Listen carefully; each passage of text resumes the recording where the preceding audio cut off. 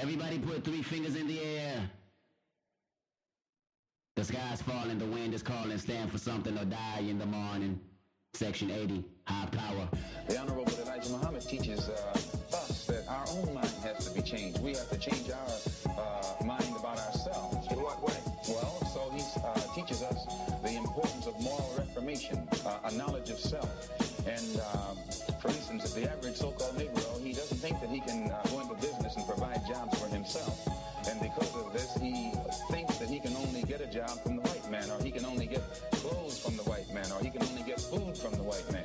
And we who follow the Honorable Elijah Muhammad are taught that the same thing that the white man has done for himself and his kind, if our people could if we could be cured of our slave mentality that was indoctrinated into us during slavery, we would realize that just as the white man can do these things for himself and his kind, we can get together in unity and harmony and do the same thing for ourselves and our kind. Welcome back to the Woke Podcast. This will be part 2 of my interview with who I call my OG, Sam Simmons, the man who's taught me a lot, helped me get my mind right, helped me deal with my own personal trauma, and laced me with enough game and ism to spread it to other folks.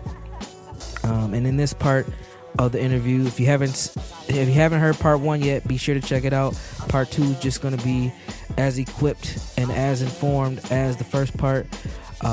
Hopefully this will not be the last time we hear from Sam on the Woke Podcast, but definitely you will enjoy this one just as much as you will and have enjoyed the first. So tune in, be sure to share it with someone you care about, and be sure to comment if you like the pod. Peace. You know, the rest of the story would come to play. So that's a long way of Sure. giving you an example of intergenerational trauma as I seen it in that story. Right. And so in my travels, I hope people can keep up with me. In my travels, you know, there's this quote by Bob Hoffman. The fear of pain blinds us to the goal of healing. Only by seeing our problems clearly and experiencing them can we do something about them. So I was still looking for an answer to that question about if you had a community that was displaying post-traumatic stress. And I came across this whole conversation about historical trauma through a Dr. Marie Yellowhorse Braveheart. And what she did is she was asking the same question about her people, Native American people. And the question she was trying to figure out is, why haven't Native Americans experienced the American dream? Now, because she really kind of dug into the whole term of historical trauma, which is a trauma that occurs in history that affects a specific group of people, causing emotional and mental wounds both during their lives and the generations follow them. And now the Native Americans call it a historical unresolved grief, because basically folks treat Native Americans like they have no right to grieve the loss of their culture, their language, and their land. Yeah. How dare you? Yeah. Right? And so when you're not closing up them wounds get passed down. Right. Right? Exactly. And so I was like, whoa. Right. You know. And she had a framework where she talked about the Native American experience, Right. first contact, the Native American wars, the boarding schools, all those different type of traumas, and how those traumas currently show up in the Native American community, Right. in terms of the chemical, the alcoholism, the child abuse, the suicide, and those kind of things. She was trying to connect the dots to answer that question. So she gave me the framework to talk about it. Gotcha. Okay. And then I came up, and then there was the book called Post-Traumatic Slave Syndrome. Dr. Joy DeGruy Leary. Yeah. Well, it's Dr. Joy DeGruy now. Yeah. She had divorced. Yeah. Yeah. Don't be telling her business. But it's like, and I've met Dr. Joy. Dr. Joy, I love that woman. But the thing about that is, she's talking about the condition that exists as a consequence of centuries of chattel slavery, followed by institutional racism and oppression, resulting in multiple generational adaptation to adaptive behaviors to respond to this trauma. Right. Now, think about this. Now, let's go back to that. Talking about centuries of chattel slavery, and we can get into the numbers later. Mm-hmm. Followed by institutional slavery. Think about that. Right. So I'm a slave for over 240-some years or maybe, right? Right. So, so I done figured out the slavery thing, right? You say I'm free. Mm. Right. So I already got some psychological effects of the trauma of being a slave for Right. 247 years. Right. Okay. Then you tell me I'm free. Then you treat me everything but free. Mm. Think about the compound psychological effects you got now. Right. And so, and the thing I like about what Joy was bringing to light, okay, is what's normal, right? If you're being dealt with in a traumatic way, you got to find some way to adapt to that. Right. And some of it is positive, what we call resiliency. Right. But think about our resiliency. Our resiliency is a result of adapting to trauma. Mm. Yeah. Because now remember, I'm only talking about African Americans who've experienced chattel slavery. Right. And you can see the difference between African Americans or folks of African descent who are immigrants versus ones who have American chattel slavery in their past. Right. Absolutely. Because at least they have the humanity of choice. Now, granted, you get here and you find out, oh, this is real. Right. Okay. Right. But the humanity of choice gives you that extra layer of, I'm not here for you to like me. I'm here to make a living for me and my family. Sure. Or I'm here to be safe from where I came from, but I'm not going to be. That doesn't mean I ignore where I come from and the language that I have. Right. And the culture that comes from there. Absolutely. Right. So when the interesting thing about this is when you talk about the resiliency, or when I talk about trauma, Black folks will respond, well, we're resilient people. Why are you talking about trauma? It's like, okay. So as Joy brings out, is you got the positive reflection that's reflected in our resiliency. Yep. No matter what you do to us, we still here. Yep. Okay. And we have the other harmful and destructive ways. Right. There's two sides, remember? Two things can be true at the same time. Yep. And as Black folks, we historically don't want to deal with the other side. Right. Okay? Right. And I understand that when you are the black sheep of America and everything about you is said in a negative way, the last thing you want to deal with is something that's seen as negative. Right. That makes psychological sense to me. Right. But the more you ignore it, the more it builds up on you. Right. It's like having a bad knee. Yeah. Right. Yeah. And your knee hurt and it gets stiff and you go to the doctor and the doctor says, well, we need to do some laparoscopic surgery. Yeah. And you say, well, will it hurt? And he says, yeah, for about 2-3 weeks. You should be fine after that. Well, doctor, I'll catch you later. Yeah, it ain't that bad yet. So some time goes by, you come back, now you got a cane. Now he's talking about, well, we're going to have to go in and do some surgery, clean up your knee and that kind of stuff. Will that hurt? Yeah, but it's going to hurt a little longer this time. My 4-5 weeks. It's going to be painful for a while, but you'll be fine afterwards. Well, I can still get around. Come back again, your wife has done rolled you in on a wheelchair. She tired of you. And now we got to go in and do a knee replacement, right? And you have the surgery. 8 weeks go by, some of the most excruciating pain you ever had. And then you get mad 10 weeks later. You know why you get mad? Why? Because now my knee ain't never felt this good in 20 years. Now you're mad at yourself because you didn't do it earlier. Right. So I use that example is a lot of times we're scared of the pain we don't know. Sure. Even though we know that pain might help us move forward. Right. And what we do is we extend the current pain without addressing it. And so we need to address some of them harmful ways. But again, because we've been ignoring them, the internal stuff, Right. the community internal stuff as a result of the trauma. You know, we're quick to talk about what's going on us externally. Right. You know, but that internal stuff, you know. And so that was very important to me. And, you know, and that whole thing about resiliency, to give you an example of where we're at right now, I talk about trauma a lot, male trauma a lot with my young men. Right. You know, I got this group called, I call them baby felons. You know, because they're between 18 and 25. Okay. Right. And, you know, they don't, I tell them all the time, I talk about y'all, you know that? You know, and what do you call us? Baby felons. Why you got to call us baby felons? It's like, look, man, you 18, 25. I'm an old man. You babies. Yeah. You know, and then on top of that, you know, you shouldn't be coming out of prison. Right. You should be coming out of school. Right. You know? During that age. Wow. You know, and so I remember one time one of the guys came in. He said, "Mr. Simmons, you keep talking about this trauma stuff. I'm tired of listening to this trauma stuff."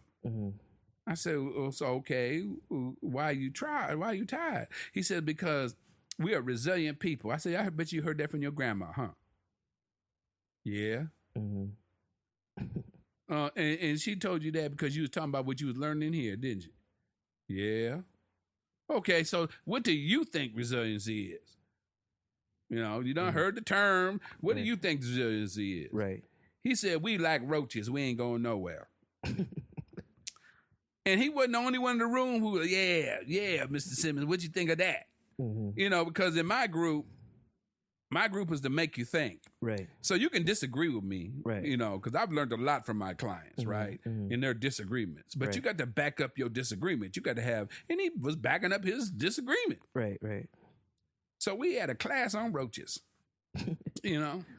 I said, let's examine roaches. Roaches don't care what they eat, where they sleep, okay, and where they live. Right. And when you turn the light on, they scatter. Because if you ain't never lived with roaches, you don't understand that roaches sit in the middle of the floor. Right. And if you don't turn the light on, you find yourself crunch, slide. Right. And the enlightening part for everybody was when this little young dude in the group, because I don't make my guys talk. You know, you got some facilitators. We're gonna get everybody to say something, that kind of stuff. I'm not comfortable with that, right? But if you pay attention and watch the eyes tell you the truth more, sometimes more than what they say. Right. This little dude who say very little, he says, "Mr. Simmons, you know, that describes the community." Damn. Yeah. And you know, and that answers that dumb question that folks ask around the country. Why do they act that way? Right. Well, if they see their experience, what you see and what you feel is what affects how you act. Right. And if they see their community in that manner, how does that affect their behavior? Right. Absolutely. And he was being real. That wasn't no fake. Right. Wow. Yeah. So even the concept of resiliency is coming from a place of dysfunction. Yes. Wow. Now, I believe it didn't start that way. Right. You know, because the resiliency I grew up with had hope in it. Sure. And it was not hope for necessarily the parent, but it was hope for the children. Right. You know, if I do what's necessary now, the suffering I do for now, right, will and show that resiliency will improve things for my future. Right. Kind of like forcing, kind of like your parents being forced to get married when they got pregnant with you, right? Because they had that hope factor that if these two get together, that the child's going to benefit long term, right? Which we don't have a lot of today. It's like when you turn 18, get the hell up out my house, or don't get pregnant because now you grown, you get to figure it out on your own, and et cetera, et cetera. We have the hope factor has been diminished, and we have a hopelessness built into, various areas of our culture. Right. Wow. Right.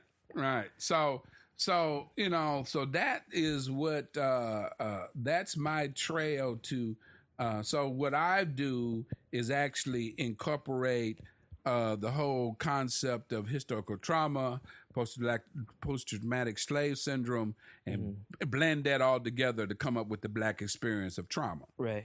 And and the thing is when we talk about post-traumatic slave syndrome, post-traumatic means something that was previous and actually somewhat ended or whatever. Right. But we are living in a time where I would say it's not post, it's continuous. Yeah. Right. So because there's never been a break. No. There's never been a time where 100% functioning, no dysfunction, no threat from the outside or within. It's always been a consistent. And one thing that Dr. Amos Wilson talks about that is very profound. He says this whole American concept that time makes things better. We have this notion to think that this time just makes things better.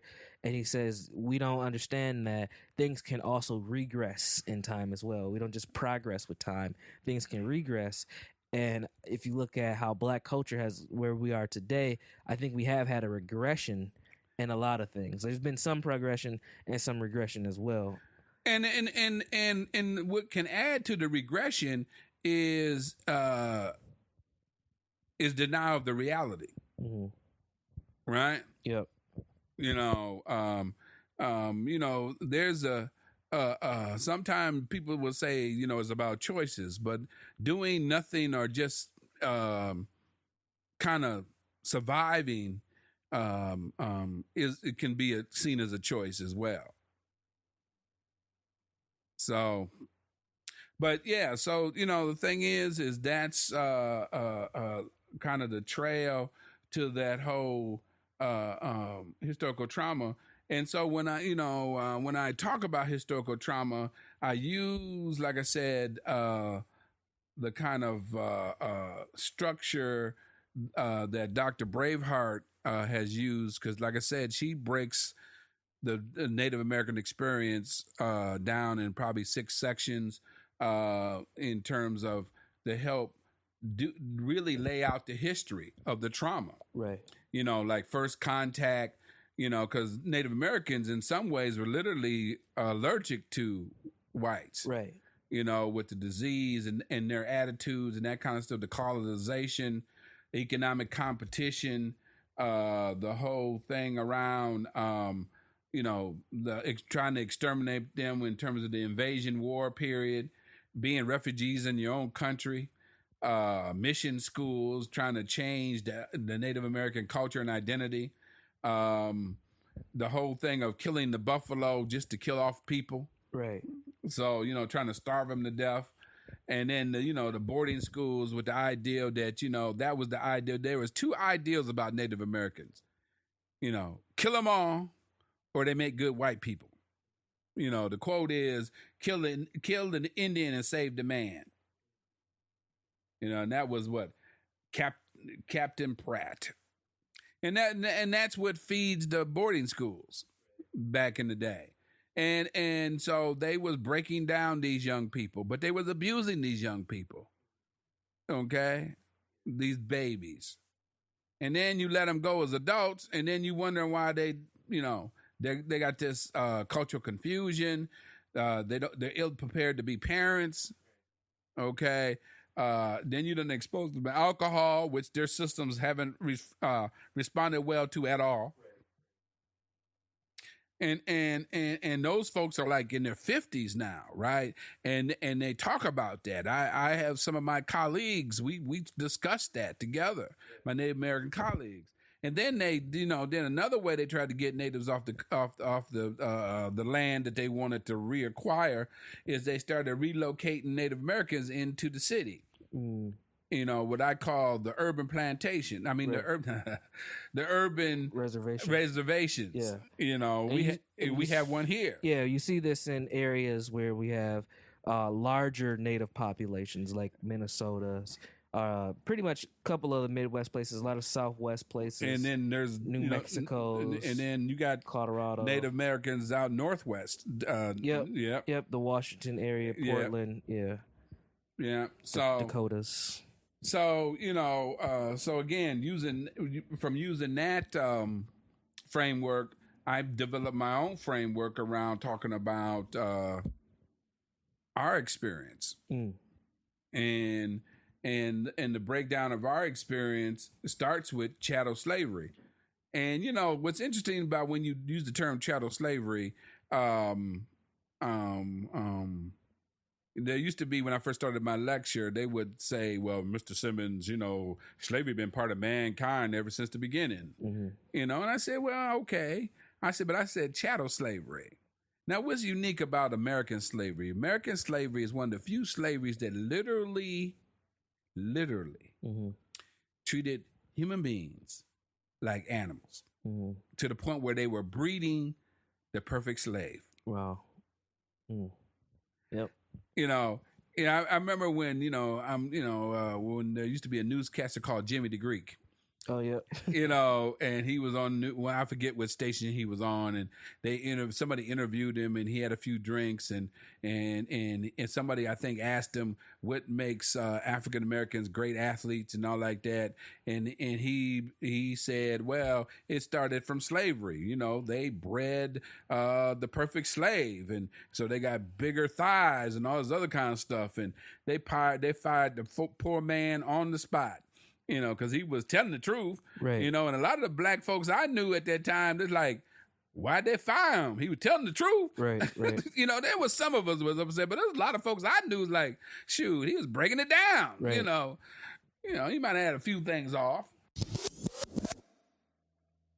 The black is the better athlete, and he's bred to be the better athlete because this goes back all the way to the Civil War, when during the slave trading, the slave owner would breed his big black to his big woman, so that he could have a big black kid. See? In Washington today, the local NBC television station interviewed people about the state of race relations on this Martin Luther King's birthday. Jimmy the Greek Snyder is in hot water tonight over some remarks he made today about black athletes. Well, they've got everything. If they take over coaching like everybody wants them to, there's not going to be anything left for the white people. The black is a better athlete to begin with because he's been bred to be that way, because of his high thighs. And I don't want this on. There isn't much left for the white guys.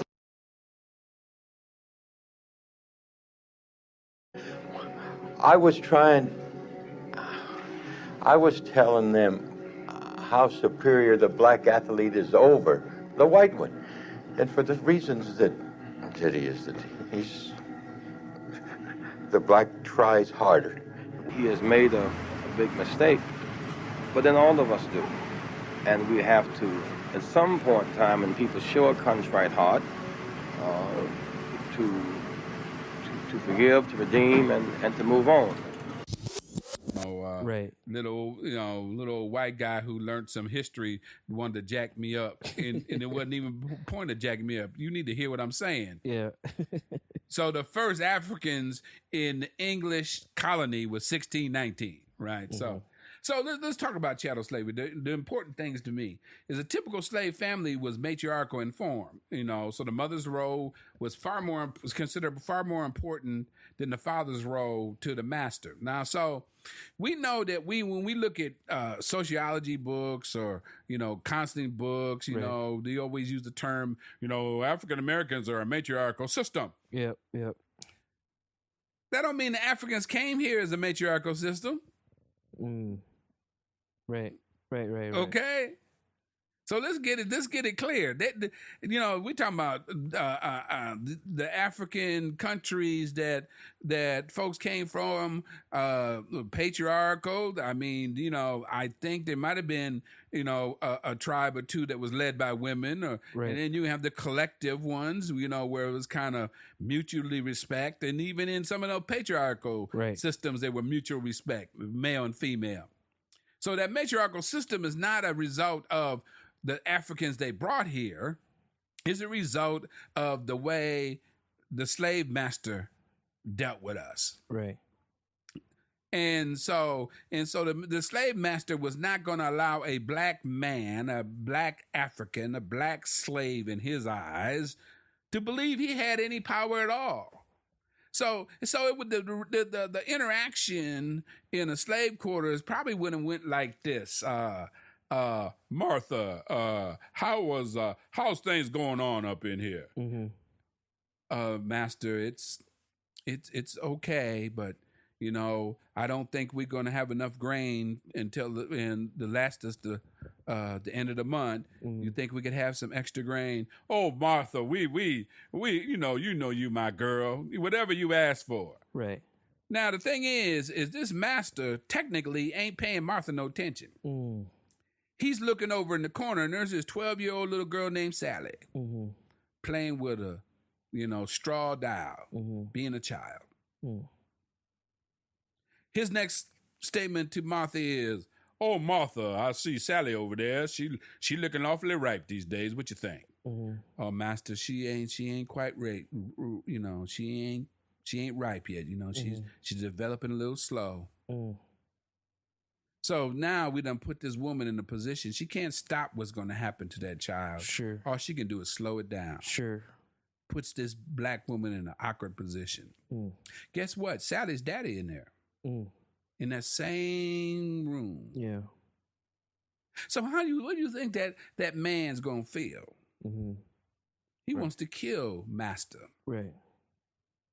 But Martha know that if he even do anything towards Master, not only will he might pay, everybody in the slave quarter might pay. Sure.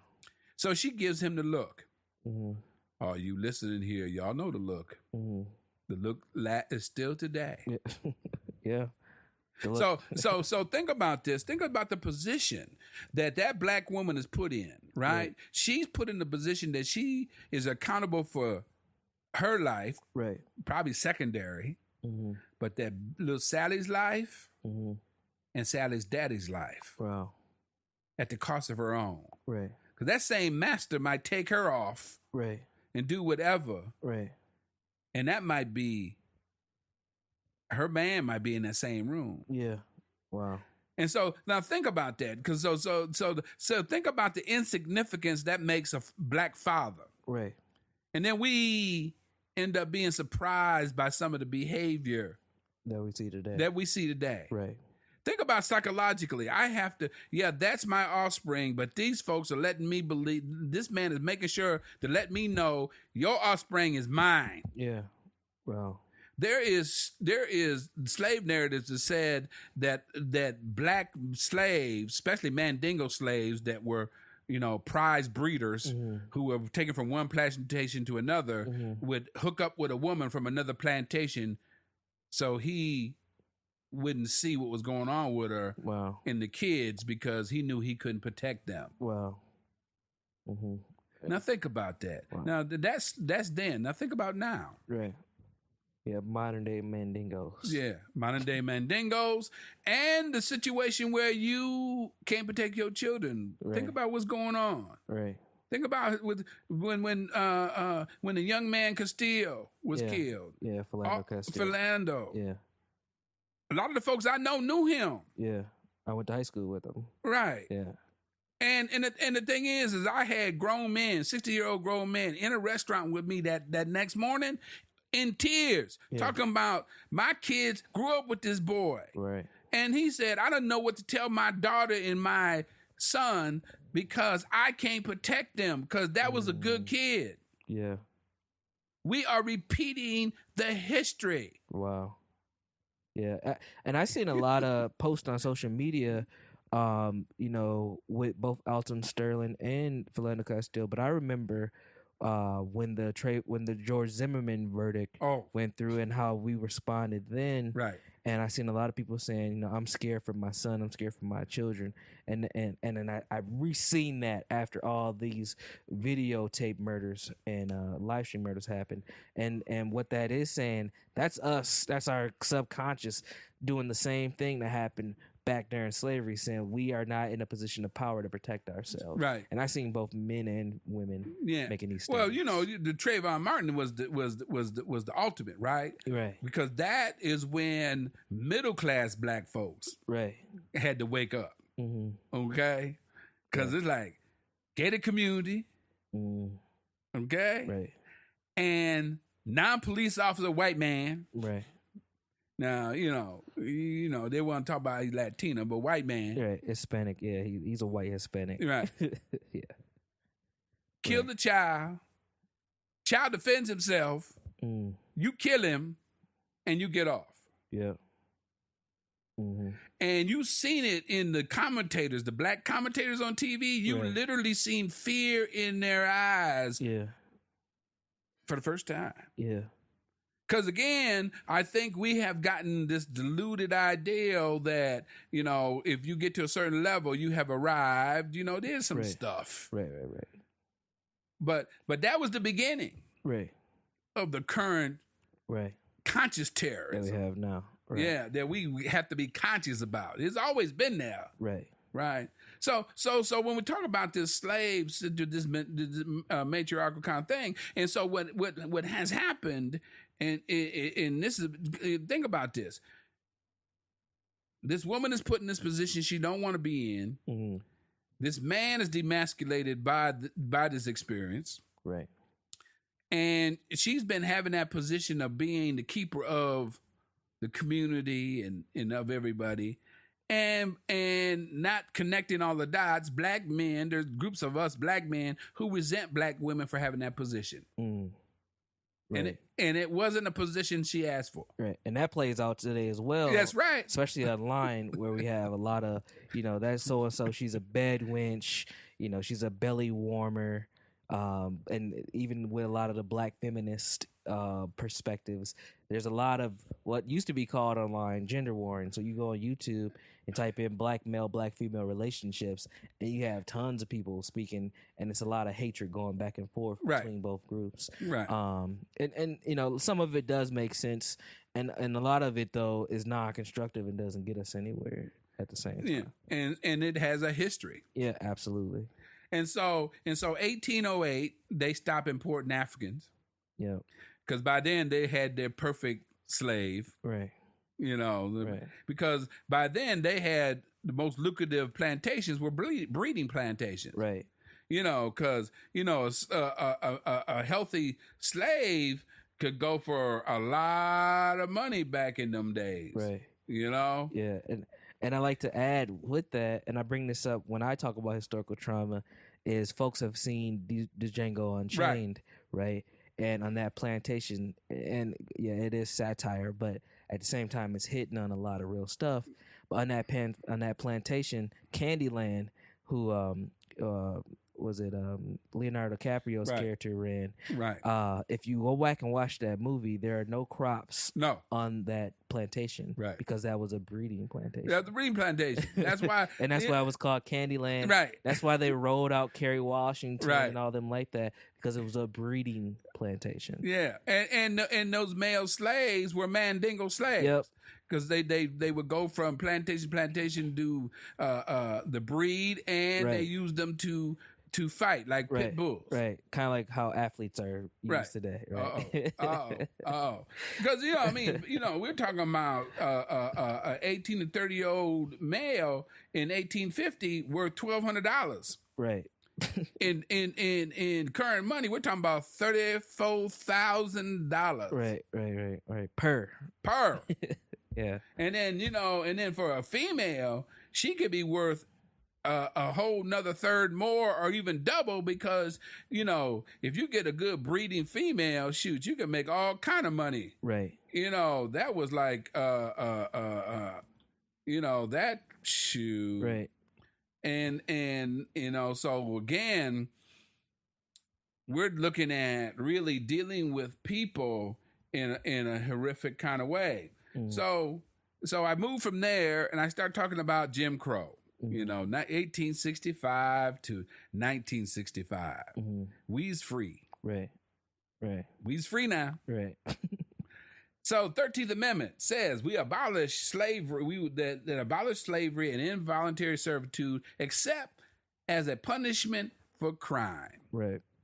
Now, there's a movie called Slavery by Another Name that lays this all out. Right.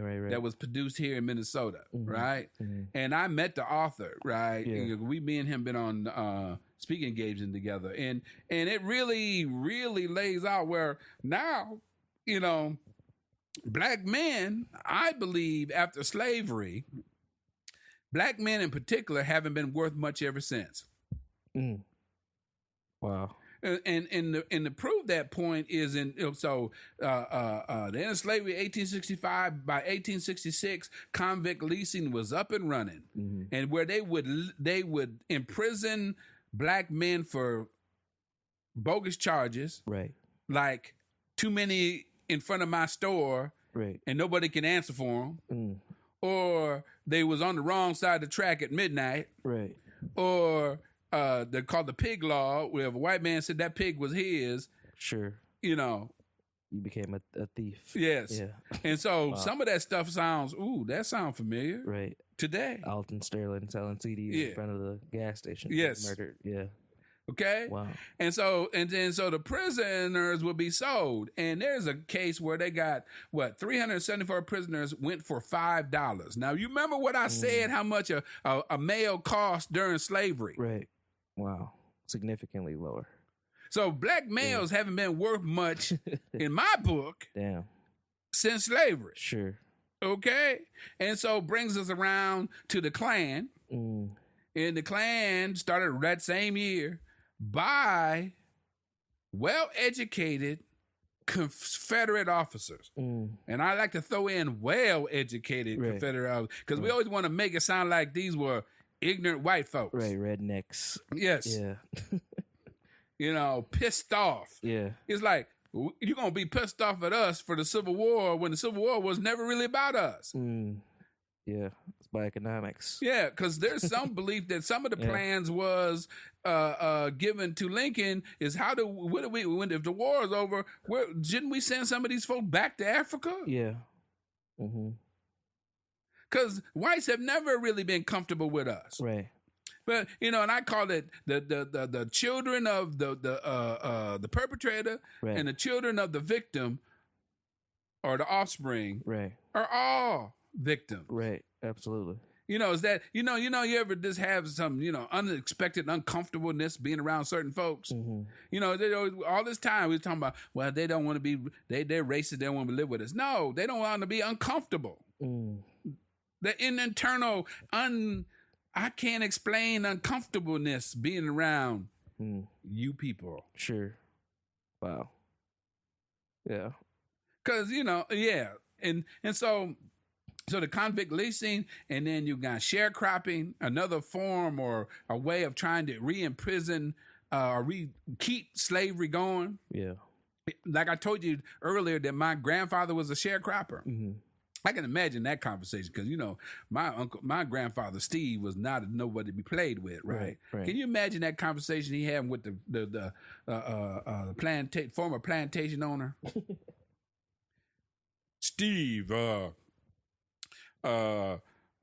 know that I hadn't been all that good to you and that kind of thing, but under the circumstances, that's just the way things were. Right.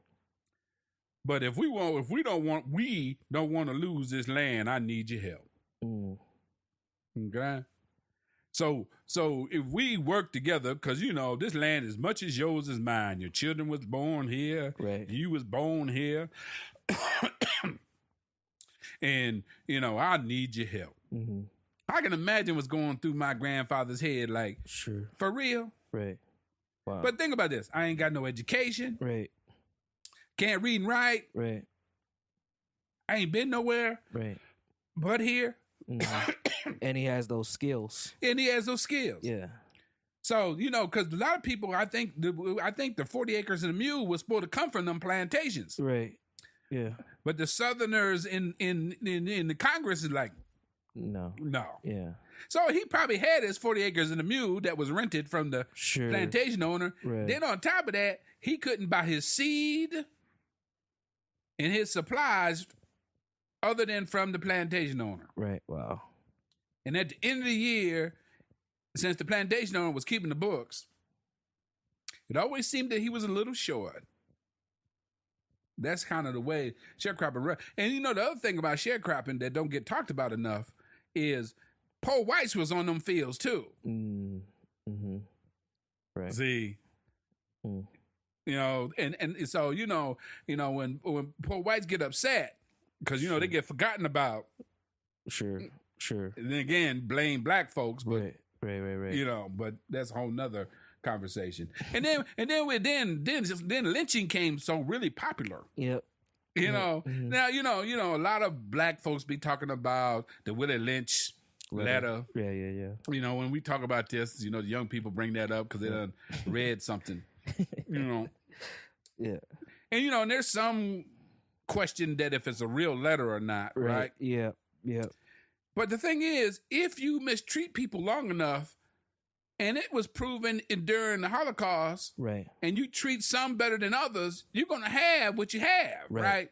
Poor against, you know, I mean, young against old, light skin against dark skin. Yeah, males versus females. Male against the female. I mean, you know, that's a result of that, right? So, you know, it might be a letter. But the thing about the letter for me, it's the beginning of the letter. And I'm going to just paraphrase in my words, okay? It's like, gentlemen, I really appreciate the fact that you brought me here to deal with the Negro problem. But I was quite upset by the way, when I came in, the stench of death. Because that don't make a lot of sense to me. Right. You know, why would you destroy your product? Your product. Yes. Wow. Now, that's not the word he uses. Right. You know. But that's what he was inferring. That's what he's referring to. Right. And he says when you do these kind of things, you cause uprisings, you cause things to be burned and taken. And basically what he was saying is you got to do another way of terrorizing these folks and not lose money. Right. So it's bad for business. It's bad for business. But after slavery, what are we worth? Right. And then the ironic part is not only do you lynch black men, you castrate them. There is examples where you had a white man and a black man lynched at the same time. Interesting. Guess who didn't get castrated? The white man. Well, you remember Schwerner and them. You know, they didn't castrate Schwerner and them. They were dead, but then but the brother got castrated. So that's a whole nother conversation when I talk about historical trauma in sexuality, you know. And then, 1896, we got Plessy versus Ferguson, separate but equal. And that was, brought down by the Supreme Court. Right. Wow. And, during this Jim Crow era, in 1 year, the prisons were overfull of black inmates. And so what I do from there is I go to the Great Migration. I call it the Great Migration in the Ghetto, 1915 to 68, where black folks left the farm. They left the plantations. They left the land due to the abuse. There is what they call Jim Crow narratives or something like that, where the former slaves are saying that they treated them so bad down south, they wish they were a slave again. Yeah. Yep, check that out. Google it. Jim Crow narratives. Yeah, some of the slave narratives. Yeah, I mean, that is when you read that, it's like, And then you got a quote from that where you got this black woman that said, "I moved up north because I got tired of being raped publicly by white men and privately by black men." Damn. Right. So we're starting to hear more about the trauma from within and from outside. Right. Of the collective. Right. And so, wow. And the thing is the other trauma is when the black people leaves the land, because black people was good at taking care of land. Right. Peoples of color have been good at taking care of land. Right. Okay? They left the wealth. Yep. Because in America and around the world, right, land is wealth. Right. And resources. Yes. Right. Absolutely. Wow. And so then you come up to North, the manufacturing jobs, Right. and you end up in segregated housing because the immigrants, there's a lot of immigrants coming in America at the same time. They want, they all had their, when people talk about ghettos, they think they would talk about black folks. Right. It was Irish ghettos and different, that kind of stuff. Now, we were forced into ghettos because nobody wanted to be with black people, no matter what country they came from. Right. Because we did such a great job of this manufacturing these stories about black folks, Sure. right? And so, but these manufacturing jobs, you didn't have to know how to read that well, Right. okay? Mm-hmm. And we'll talk about that a little later. And then during that same time, now we got American apartheid, where we got sundown towns, Right. we got racial zoning, and we got the redlining. Mm-hmm.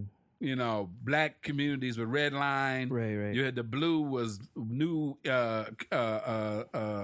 housing, and it made sure that blacks could only live in certain areas. And then during this period, you had the destruction of black cities and economic districts. Right. Memphis, Tennessee. Right. They were destroyed twice: 1866, 1893.